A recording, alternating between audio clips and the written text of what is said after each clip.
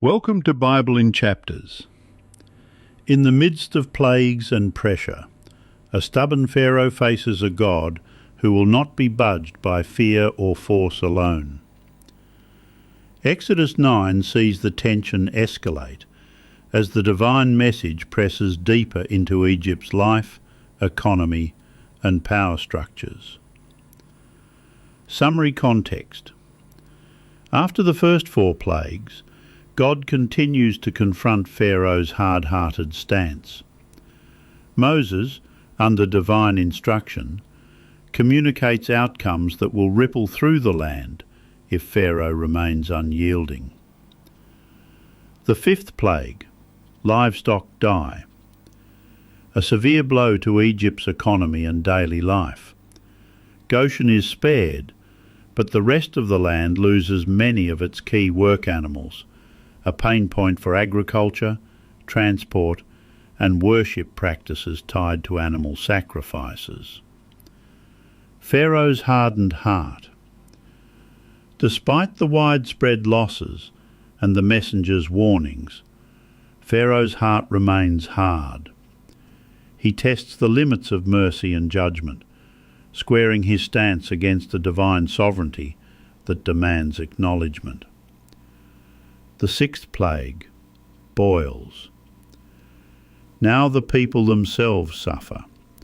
Sores break out on humans and animals alike, intensifying the public crisis and the personal misery across households, shops, and courts. The magicians cannot stand to face the sign of Moses' God, further illustrating the gulf between Pharaoh's realm and divine authority. Pharaoh's advisors lose faith. The suffering reaches a point where even Pharaoh's advisors urge him to let the Israelites go, but the king's stubborn resolve keeps him resistant. The plague becomes a personal challenge to power as much as a religious declaration. The 7th plague, hail thunderstorm. A dramatic meteorological event designed to devastate crops and expose the fragility of human pride in the face of divine order. Hail, fire, and thunder sweep across Egypt, sparing only land that is under divine protection or storm-beaten margins outside Egypt's core. The response of the people. Farmers and workers scramble to protect what they can, selecting livestock, crops, and livelihoods that might survive the storm. The plague reveals the vulnerability of wealth tied to the land and the limits of human control. The warning to Israel.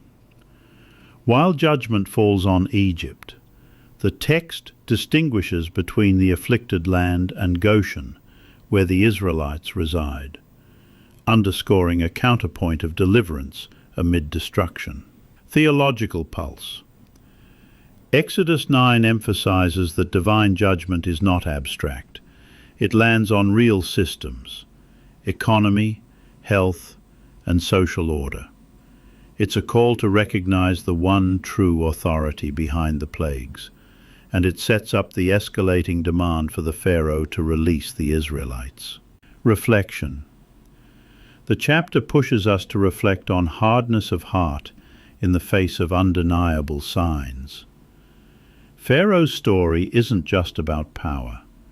It's about a posture of disbelief that ignores the moral and relational dimensions of God's authority. For readers today, Exodus 9 invites us to consider where we resist truth or cling to control when consequences touch our livelihoods, communities, or personal identity. The plagues move beyond spectacle. They reveal how a society navigates fear, pride, and repentance. Practical takeaway.